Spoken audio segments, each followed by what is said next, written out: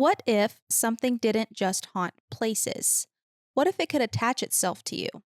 For centuries, people have feared something called the Dybbuk, a spirit that doesn't move on, a soul that clings to the living. And once it finds you, it doesn't let go. Tonight we're talking about Dybbuks, what they are, where they come from, and how something ancient might still be finding its way into the modern world.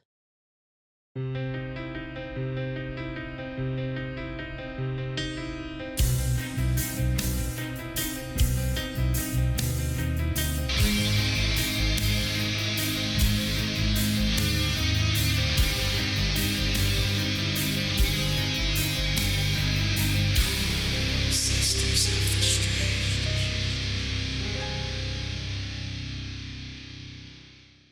Yuck. Yay! How fun. This is a good one. This is a fun one. What do you think? It sounds fun. I'm like, sounds scary. I always forget about this, and I don't even remember what made me think about doing it. I don't know. But hello, everyone. Oh, shit. Hi. Hi, everybody. No, it's fine. Go ahead. I was just going to say, hello. We're welcome back to Sisters of the Strange. I'm Landrey. I'm Shae.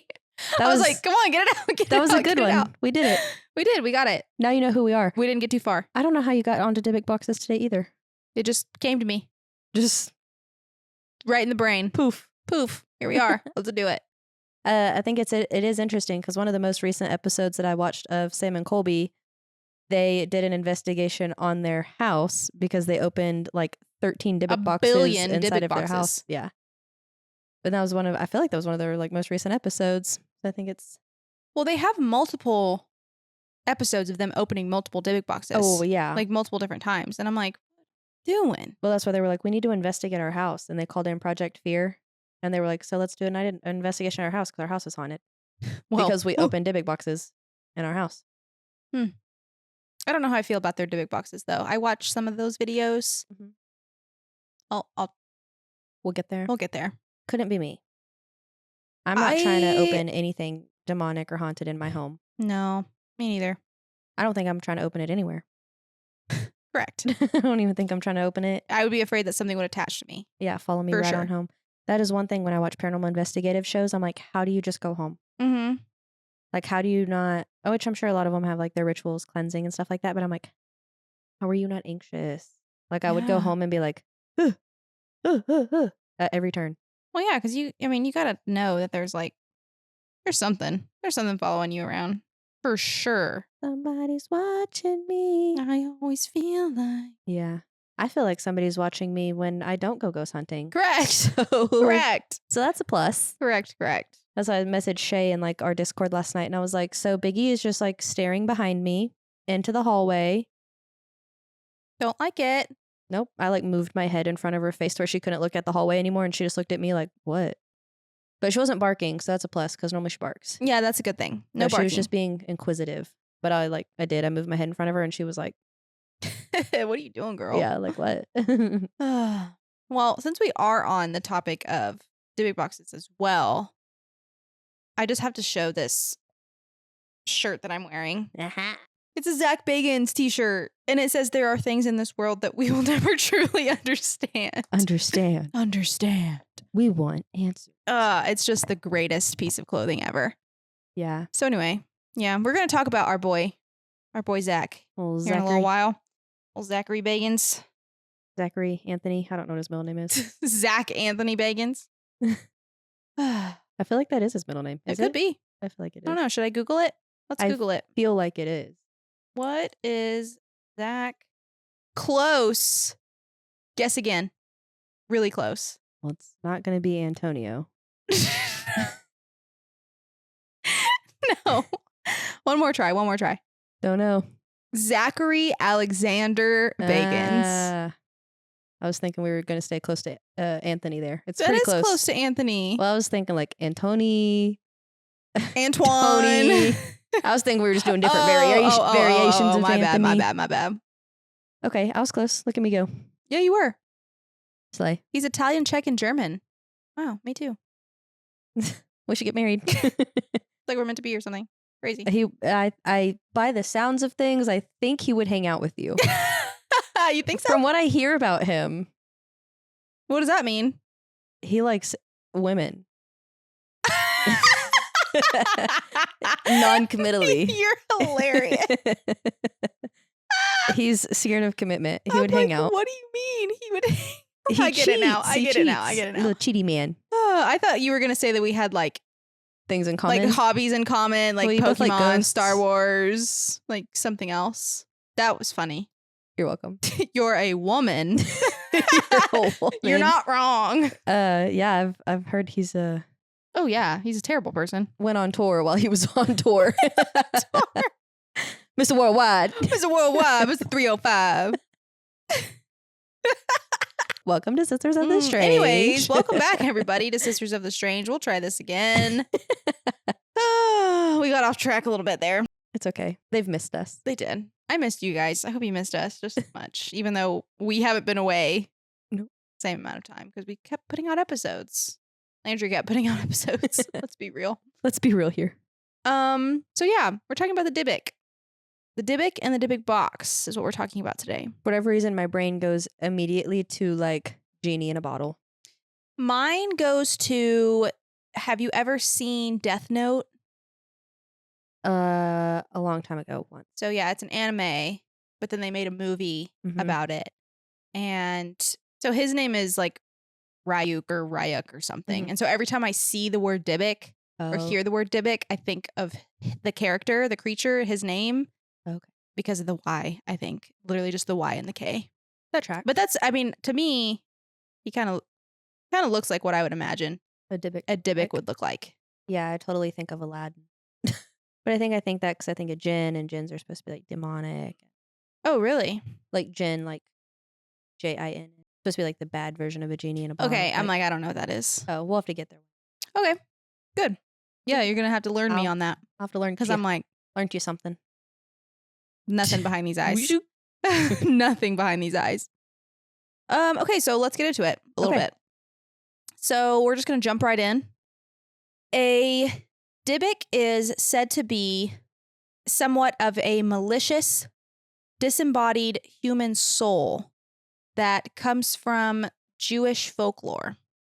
So these Dybbuks possess a living person to escape its own suffering. So it's basically like a wandering soul that was unable to pass on to the afterlife because of sin, unfinished business, something along those lines. They're not necessarily like demonic Correct. because they're of human nature, Mhm. but bad humans Mm-hmm. continuing to be bad things. Mm-hmm. Great. Mm-hmm. Mm-hmm.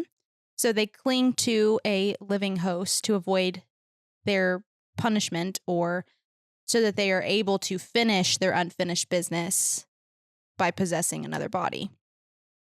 So the Dybbuks really came to life, and like the belief in them and their folklore and all the things that surround them kind of came to light and peaked really in the 16th and 17th century in Eastern European Jewish communities.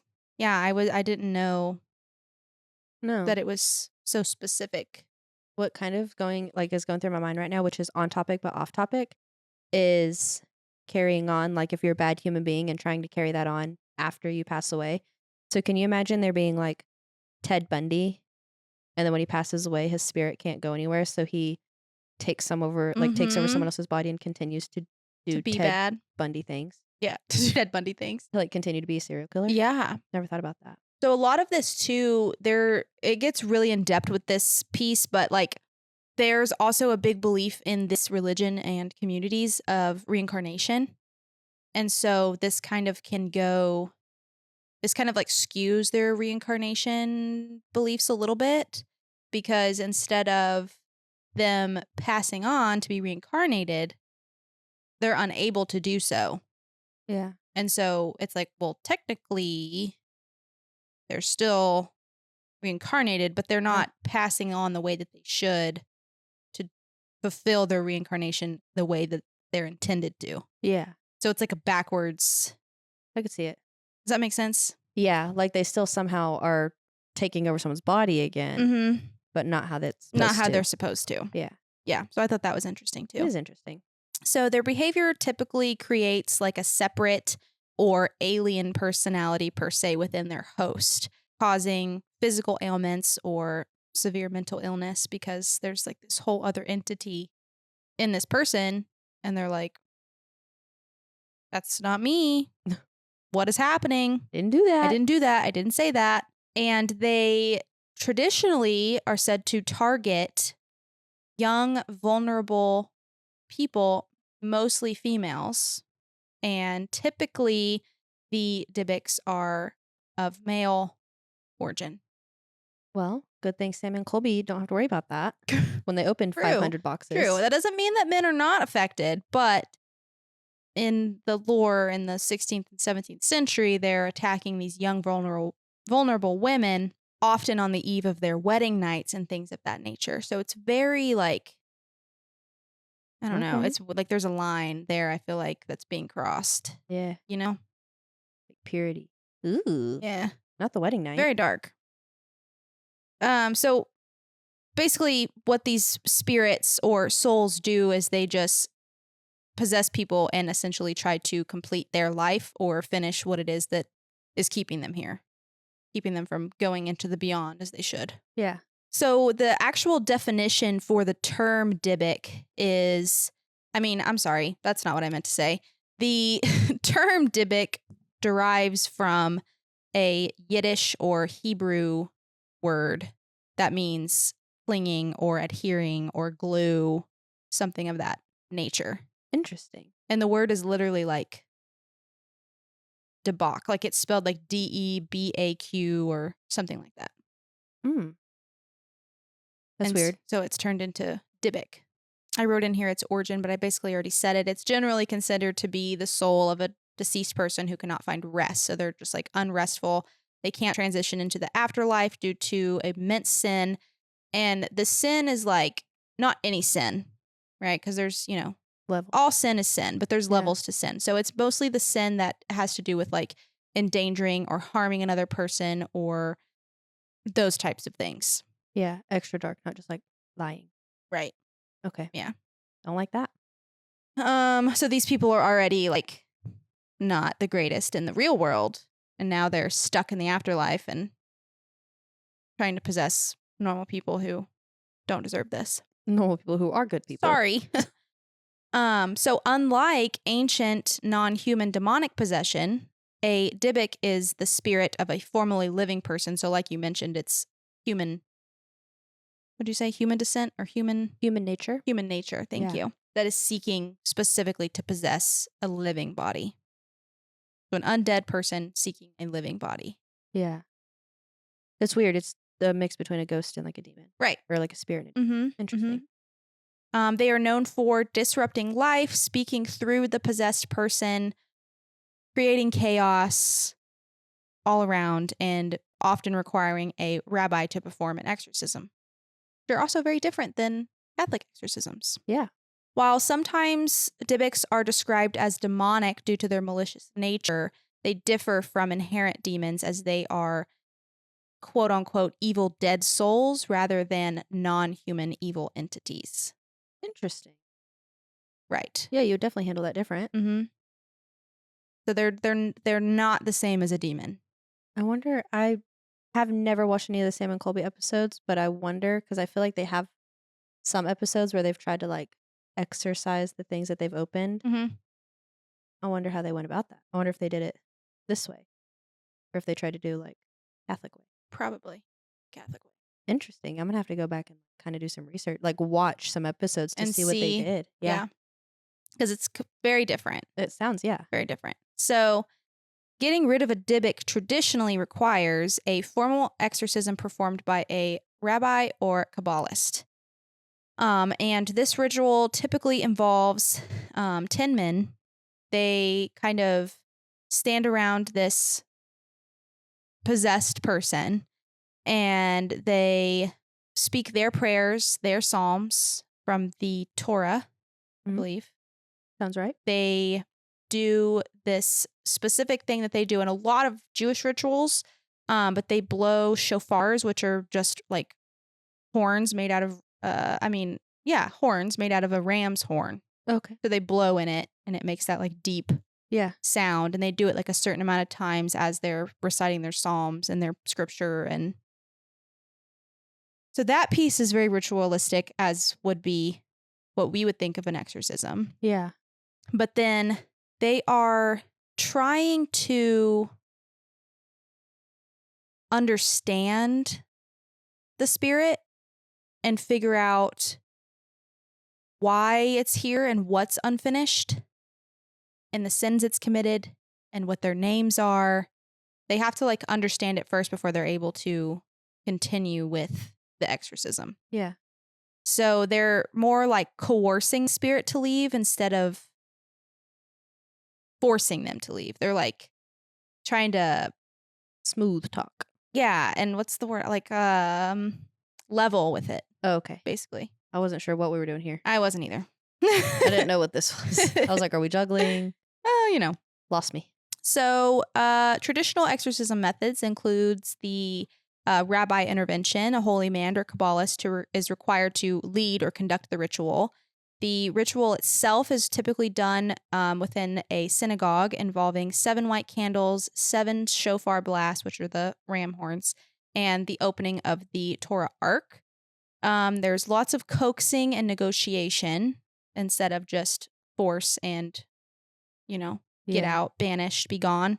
The rabbi typically converses with the spirit to learn its name and the sins it's committed, kind of like I mentioned earlier, urging it to leave and trying to help repair the soul of this evil dead so that it can be complete and leave for good.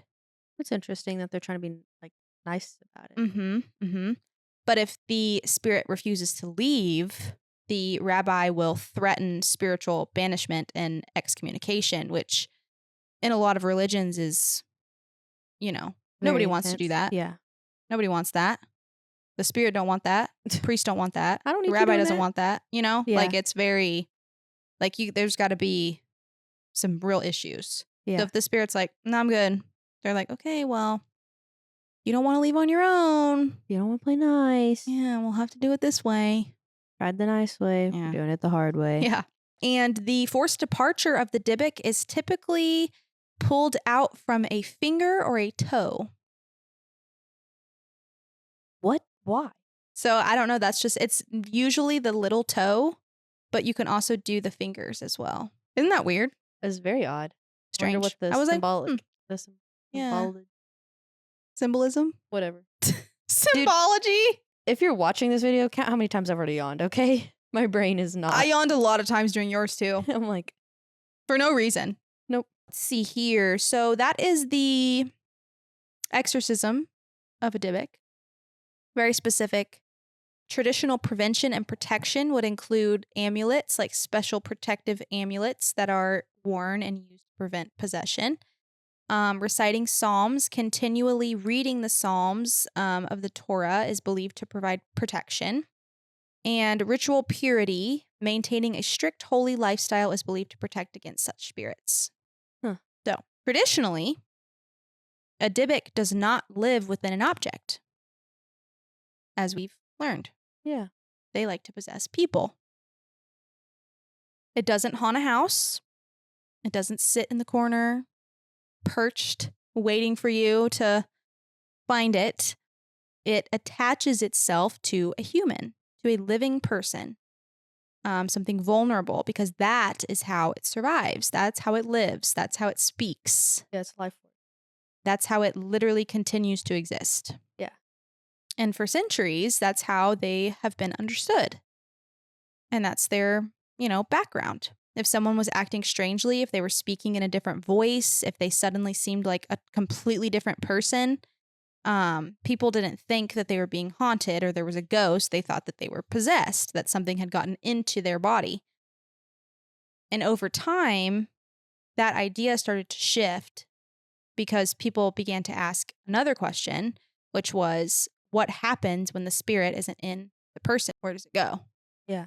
So, especially in modern paranormal culture, this new idea emerged. What if a spirit could be contained or bound? Ghostbusters. And across different cultures, we see many different aspects and versions of this concept. So spirit vessels, haunted objects, cursed items that are passed from person to person, whatever. Across cultures, not just in Jewish folklore though, just in all across everything, you start to see this pattern. And that's the idea that these spirits can become attached to objects as well, right? Not just places, not just people, but things. Something you can hold, something you can move, something that you can give to another person, something you can pass on. And when that mindset started to shift, the concept of the Dybbuk slowly evolved into, like, it evolved in modern storytelling. Mm-hmm.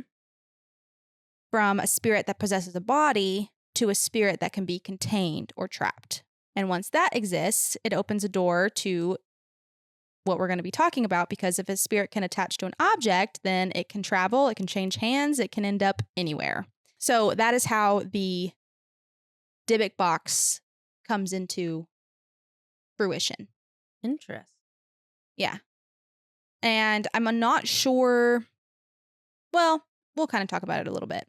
But according to popular descriptions, a Dybbuk box is usually a small wooden box or a wooden cabinet, often resembling like a wine box. Mm-hmm. And inside, people claim to find unusual and symbolic items. Some reported contents including old coins, locks of hair, candles, burned candles, religious artifacts, dried flowers, objects associated with death or ritual, personal items. I mean, literally anything can be put in here, right?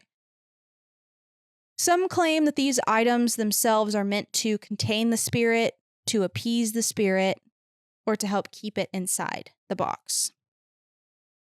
And other people believe that they're more like an anchor, something that is tying the entity to the physical world.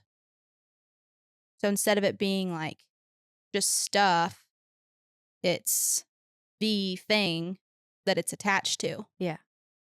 But that's, like, to me, like, what's the unsettling part about it, because there's no official version of that, you know? Yeah.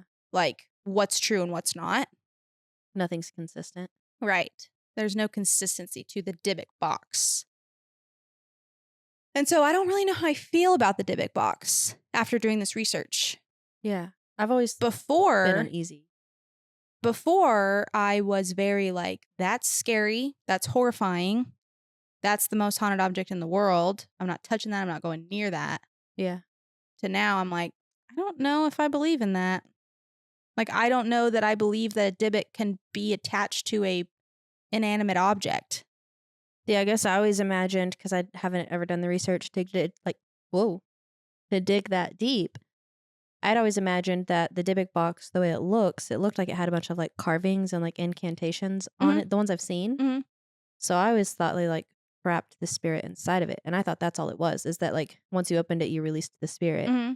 But like that, you got it in there and it was basically incantations inside of it. Mm-hmm. But I didn't ever realize there was objects that it was supposed to be tied to also inside the Dybbuk box. Right. Like I just imagined an empty box. No, yeah, there's stuff in them. Yeah. Interesting. Okay. Yeah. Because I've never really even watched any of the episodes where they... But each box, like the ones that I watched on Sam and Colby, like the 2 boxes that I watched them open, I didn't even watch them open them all. I watched them open 2 boxes. They're like sealed with like wax and stuff. Yeah. And they have like carvings on the outside, whatever. And on the inside of them, it's just like random shit. The first one they opened, there was like a watch bracelet. There was a necklace with some earrings. There was like a lot of like jewelry and accessories, right? Like a jewelry box. They open this, right. They open this box, and each piece of jewelry is in a like biohazard stat bag, okay? Which is literally like a plastic Ziploc bag that I would use at work to send labs to the lab in. Yeah. Each piece is in one of those, and like a pristine, like brand new bag. And I'm like, what is this? I thought this was from the 1700s. Correct. This is not real. Okay. Yeah. And they're like reading this like thing that comes with the box, talking about the whatever's in this box and blah, blah, blah. And it looks like it's printed on paper that's supposed to look old, but not. Yeah. You know? Like, yeah, it's supposed to look distressed, but it's new. Correct. But it doesn't look like somebody like distressed it. Like it was printed that way. Yeah. No, I know what you're talking about. Yeah. And I'm like, that's ridiculous. That's ridiculous. That is so ridiculous. Yeah. I could agree to that. So that part I was like, okay, I don't like that. So I stopped watching that. And so it just kind of made me question what I think about the Dybbuk box. Yeah. Because before I didn't, we'll get into it some more. And we'll talk about it at the end. Because I have a lot of feelings.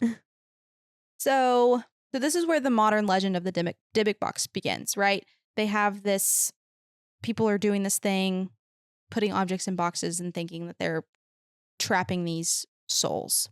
Which doesn't make sense if you think about it because they can't survive without a living body. So when you think about a Dybbuk box, what do you think about? I Like, just think that there's something like the actual box itself. like I just think about a wooden box with carvings all over it Okay. and like a red velvet inside. So what I think about when I hear Dybbuk box is I think of Ghost Adventures. Okay. Because he comes in possession of this Dybbuk box that is now in the museum. Mm-hmm. And I knew about the Dybbuk box before I even went to the museum. Yeah. And however long ago that was. Right? So in 2003, there was a small wooden wine box cabinet that shows up on eBay. It's like this big. I say small. It's big. Yeah. It's like this big. It's got 2 doors that open up. It's got clumps of grapes on each door, like a literal wine box. Mm-hmm. And it's got like a drawer on the bottom of it. Okay. Very old. Yeah. It's got like scratches on the front of it, but it's not like sealed or anything. Yeah. But it's closed. Just looks like a miniature armoire. Exactly. It looks ordinary. Literally like anything that you could find in an antique store. Nothing special. But the seller on eBay says that this is not just a regular piece of furniture. This is a Dybbuk box. And according to him, it doesn't just contain objects. It contains something trapped inside. In 2003, a man named Kevin Mannis lists this wine box for sale on eBay. Okay. He claims that it comes from the estate of a Holocaust survivor. Okay, so remember this is Jewish folklore. The Dybbuk comes from this era. Okay, she survived the Holocaust. She's like 103 years old when she passes away. And he gets it from her somehow.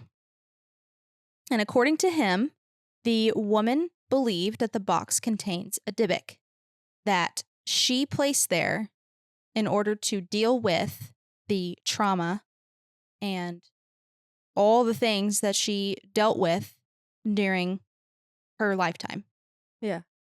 Going through the Holocaust. Mm-hmm. Okay, so there's a lot of deep-rooted trauma and who knows what else. Yeah. So she uses this box to rid herself of this demon, whatever. Interesting. She tells him never to open it, and he doesn't know what's inside of it. For whatever reason he takes it, I don't know. Or how he comes into contact with it, I don't know. Send it to someone else. I don't know how he got his hands on it. Interesting. Okay. But he does. How many times can I say interesting in one episode? I don't know. Mannis describes his own experiences when he has possession of the box, before he's even opened it. And every person after him who owned the box also had strange events. But in Kevin's case, he was having nightmares of an old woman, lots of shadow people moving in and out of his house, and he had lots of strange smells, which is a weird one to me. And then the reason that he acquired the box in the first place was he was going to give it as a gift to his mother. It's just a pretty little antique box. Yeah. You know? Whatever. He probably thought the lady that was giving it to him was crazy when she was like, don't open it. There's a spirit in here. Why would He's I probably not like, open this okay, box? girl. Sure. Whatever. He gives it to his mom, and his mom opens it because it's hers. It's a gift. She's opening it. He doesn't warn her to not open it. She suffers a stroke almost immediately. Good. And Kevin finds her at home on the floor next to the box with the door open. And He lists the box. He puts a warning with it, says it's contains a spirit. It's got this, it's that. Don't open it, blah, blah. So it's like the listing goes viral. All these people want it, right? Why? I don't know. And after the sale of the item, it changes owners multiple times. And everybody claimed similar experiences. Persistent nightmares, sudden illness, anxiety and paranoia, electronics malfunctioning, pets are acting crazy and aggressive. Like everything's just awry. And some people said that they felt like they were being watched. Others claimed that something followed them even after they got rid of the box. And whether it's real or not, the consistency is what made a lot of people uneasy and what made a lot of people curious about the box. Yeah. So eventually, the box ends up in the possession of the one and only Zachary Alexander Bagans. What a man. The host of Ghost Adventures. Yeah. The man who gives us all the answers. And he places it inside his haunted museum in Las Vegas. Okay. So the guy that he gets this box from is not the original owner. This man who owns the box knows that this box is the most haunted item in America, is what he says, which is crazy. Dude, like, who gave it that name? You know? Marketing. Correct. So he keeps this box in a military-grade container buried somewhere on one of his big properties away from his home because he's afraid of it. But he owns it. And now he's like, I want to give it to you, Zach Bagans.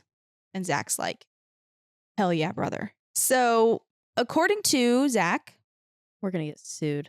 No, we're not. I love Zach Bagans. Love him. Look, I bought your merch. I have your shirt. I have your face on me 3 times. 3 times. Just kidding. Have you 3 tattooed times? on my 3 times? Have you tattooed on my ass as well? So according to Zach, when people go near the Dybbuk box, it's in its own room by itself, covered with a glass case on a pedestal in the middle of a dark room with nothing else in it, surrounded by a circle of salt. It's very creepy. I will say it's very creepy to go in there because the door it's like this huge, heavy ass fucking door. Yeah. And it doesn't stay open. Like when they take you in there, you have an option to go in or not. One of the rooms that it's optional. Uh-huh. And they open the door and let whoever want to go in, and then they close it. The tour guide doesn't even go in the room. And then you just wander around it, look at it, whatever. Don't step on the salt. Yeah. Don't touch the salt. Don't step on the salt. Don't look at the salt. Don't leave the salt circle. Correct. So yeah, a lot of people report being dizzy or sick when they go near it. Some people refuse to go in the room. Lots of staff members don't. And the staff specifically limit their exposure to the Dybbuk box because of how haunted it's supposed to be. Why don't you limit your exposure to the whole museum on a daily basis? Well, because a lot of the stuff is behind closed doors. I mean, don't get me wrong. The whole thing is probably haunted to all the way down to the dirt that the building is on. I'm pretty sure that's why he bought the location. There's a whole story on why he bought that location anyway. Mm-hmm. Yeah, correct. But the really scary stuff is like in its own separate room. It's weird. Yeah. You should go. I'm okay for now. Okay. Let me get past like postpartum. Okay. When I'm not vulnerable. And we can go? Yeah. I would love to go again. Take my baby in there with me. Love that place. I don't think that's allowed. They're like, we don't allow that. You're like, no, trust me. Trust me. This baby is raised on this shit, okay? Trust me. So, like I mentioned, the box is kept sealed behind protective glass. But whether people believe it or not, it still is one of the most famous haunted items in the world. So when I think of Dybbuk Box, I think of this box specifically. Yeah. And basically, to me, any other Dybbuk box is not real. Yeah. That's just how I feel. That's literally my feelings of it. I'm like, what do you mean?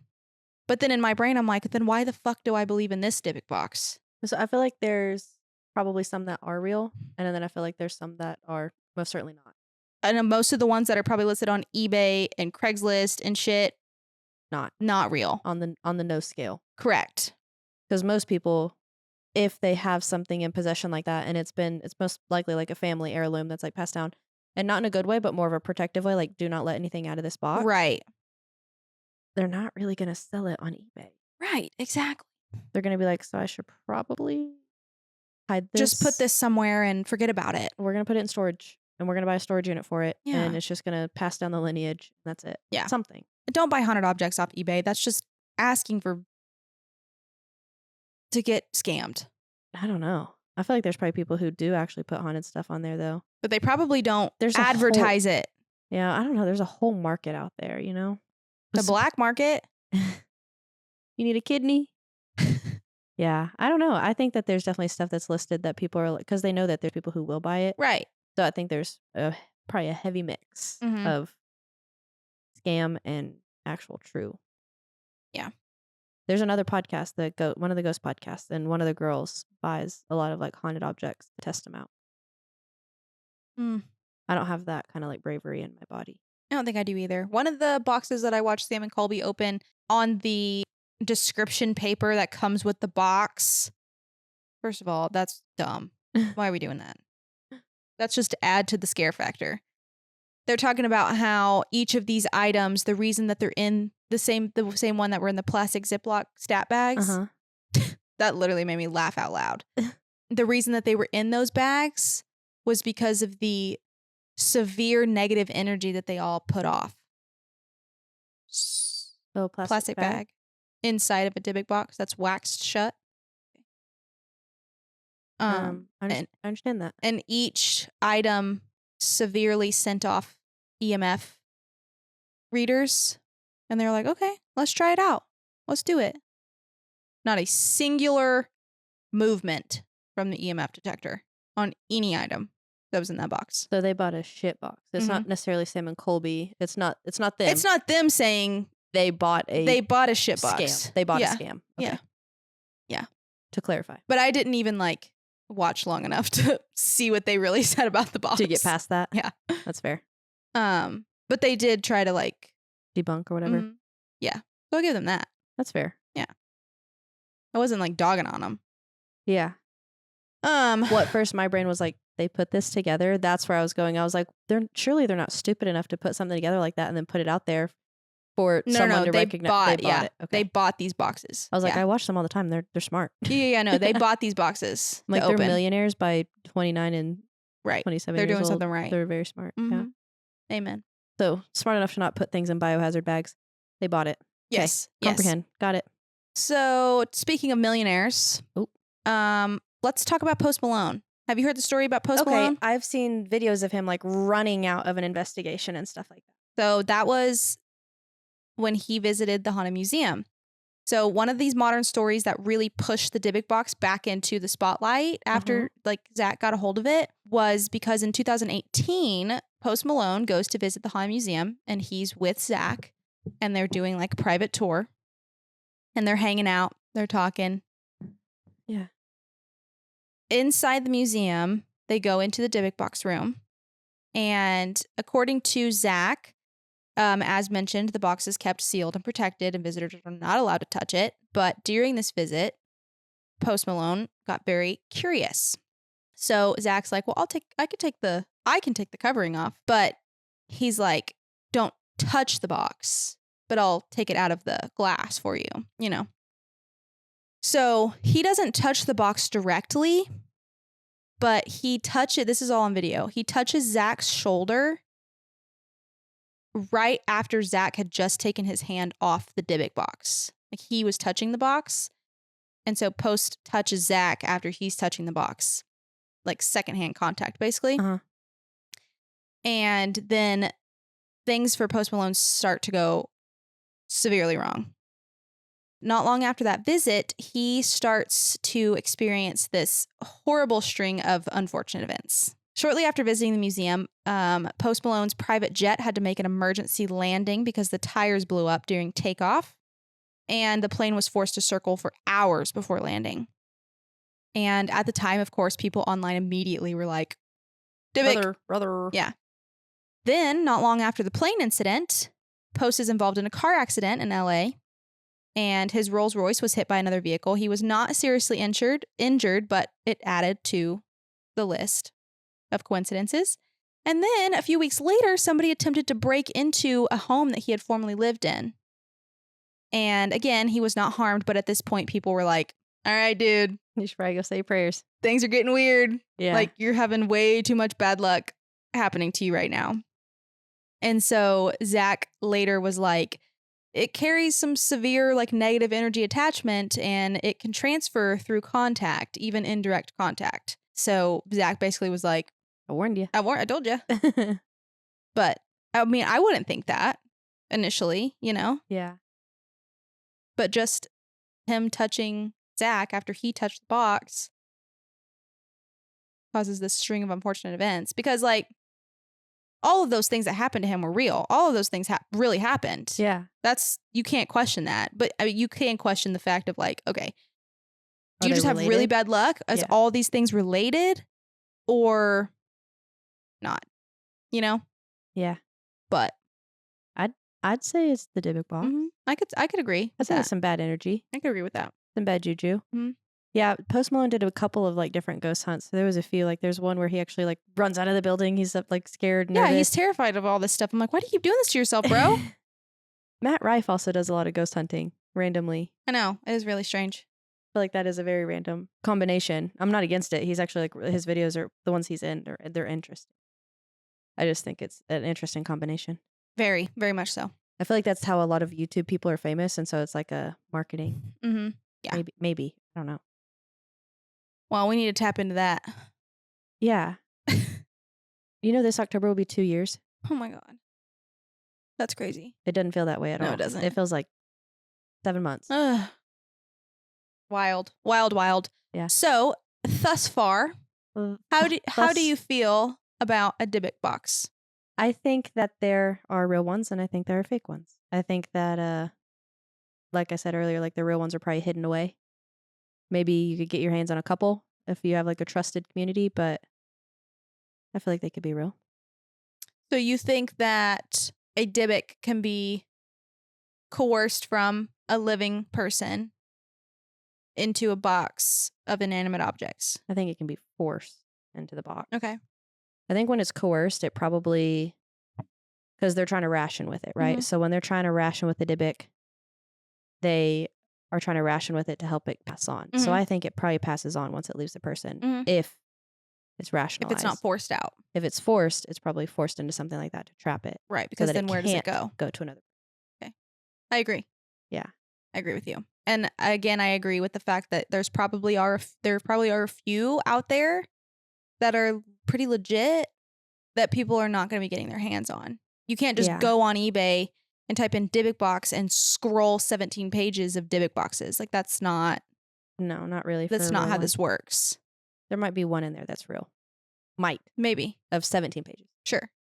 But not all of them, no. But I also feel like a lot of people don't realize that a Dybbuk is not a demon. It's not a demonic spirit. It is a... I thought it was like a demon. I did too at first. So it's a lost soul of a previously living human. Yeah. I definitely was thinking demonic. Something to think about. So hear this. Listen to this. In the year of 2012, Kevin Mannis comes out to the public and admits that the original story was exaggerated and possibly even fabricated. He said that his mom really did pass away. Yeah. That's real. But he said that the whole origin story and all the other things that happened to him, none of that was true. And I'm like, why did you do that? He didn't do that. The person on your shirt did that. Why did we do that? No, this man is in an interview with this man. Comes on. Got paid. Okay, fair. Not hard to fair. Write a script. But how did this guy sell it in the first place before all of that? He probably was paid prior. Like, it's all staged. And was it actually listed in 2003 on eBay, or was it listed the year Zach bought it? No, it was listed in 2003 by this Kevin guy. I don't know. Some people make stuff up for fun. So this man comes out and he's like, oh, that wasn't real. I made all that shit up. I just fucking around. If I was Zach Bagans, I would not leave that thing in my museum. Yeah, but I guess if he's already had so many experiences with it. And that's the thing. That's why it's weird, because all the people before, or all the people that bought it after, before Zach had it, whatever, after this Kevin guy listed it, they're all like, this shit happened to us. Could be like placebo effect, and it was though, real. you know? Yeah. So that's interesting. So my thoughts on the Dybbuk box are very skewed. Very skewed. It could be like placebo effect, where you make something happen. Or what do they call it? Like an egregore or whatever, something like that. And it's where you basically put so much energy into something that you get energy back. Create it, basically, yeah. like you create the problem. Yeah. So maybe people believing that something was in it so much created something. Maybe. It's very true. For now there is. But then if you also think about it, if all these people were opening the box, didn't it just fly away? It's gone after the first person opened the box. Yeah, that's what I imagine. Like a little spirit just. That's what I don't understand. It's so confusing. I can't wrap my little peanut brain around it. My little brain. Peanut brain. Yeah, I'd have to watch a few episodes and like I'm gonna have to come back with more thoughts on this probably. We might need to do like a reacts video or something. Yeah. I need to go in and like watch more and see a little bit more to see what people, because Sam and Colby open a lot. I know there's like Elton and them, the people who have the overnight channel, they open some. So I need to see what the stories are between all of those people and like what they say happens to them after. Mm-hmm. Because it reminds me like very heavily of like Sam and Colby, whenever Colby went and visited Robert the doll and then ended up like with cancer. Mm-hmm. Is that a coincidence or not? That could be a coincidence. That could also just be your path in life, you know? And Robert also happened to be in your path in life. Like, so there's a lot of different ways you could think about it. And so I feel like you've given me a good foundation to where I'm like, okay, but I want to go watch and see what, like stories of people opening them, I guess, basically. To see what happens after the fact. Yeah, to see more of what's going on for me to be able to say, this is my true thought on it. But I am surprised. I did think it was just like a demonic entity. I didn't think it was like a human entity that was still here. So that's new. And I didn't know that the Dybbuk boxes had objects inside of them either. I definitely thought it was just like an empty box with like a spirit inside of it. Like a mini casket, but for a spirit. Yeah. Is what I was totally envisioning. So I kind of want to read some stories. Yeah. Yeah, I thought about looking up some stories, but I was like, well, maybe we can do that at a different time and like wrap up this whole thought process. Yeah. Read some stories and understand it better from what other people said. Yeah. Y'all have to let us know what you think about the Dybbuk box. Yeah, and I guess if you've ever encountered one. Yeah, if you've ever bought one off eBay, let me know what happened to you. One thing I will for sure not buy off eBay, no matter what, is a haunted doll, though. Heck no. So it's like, why would I be willing to potentially buy like a Dybbuk box, though? Because I doubt the reality of it. Doubt that it's real. But what are the odds? I do not doubt a haunted doll, though. Can't doubt a haunted doll. And I don't know what's the difference in that? What's the difference in the theory there? I don't know. Because you could just as easily get a truly haunted box. Yeah. Or I would just have like a string of bad luck and be like, it was the box, but it was actually just my life. Yeah, coincidentally what was going on. Yeah. I don't know. Crazy shit. I was very, I thought that I was going into it feeling one type of way. And then I was like, I'm not really sure anymore. About it? Yeah. Make it make sense. Somebody make it make sense, please. Yeah. Because we're just like going round and round. And we do this every time. I think it's just there's so many like possibilities. So, yeah. Which is what's cool about all this stuff. Yeah. And that's why we like hearing from you guys when it comes to this. Like, you know? Yeah, I for sure agree. But yeah, that's all I have. It was good. It was very interesting. It left me with questions. Yeah. Which we want answers. We want answers. I do want answers. I need to know. Let me just call up my boy Zach. He'd answer. Call him up. Yeah, he'd answer. I'm a woman. We are gonna get sued. Probably. It's fine. It's fine. You know what? I'll take it as a compliment. There's not much to take, my guy. I'll take it as a compliment. But yeah, that's all I have. Make sure that you like, comment, subscribe, all the things. Send us your listener stories, your recommendations, comments on the podcast, sistersofthestrangepodcast @gmail.com. If you just want to say hello, if you just want to chat, we're always here. And remember to join our Discord. Landrey and I are in there. We talk every day. It's great. It's fun.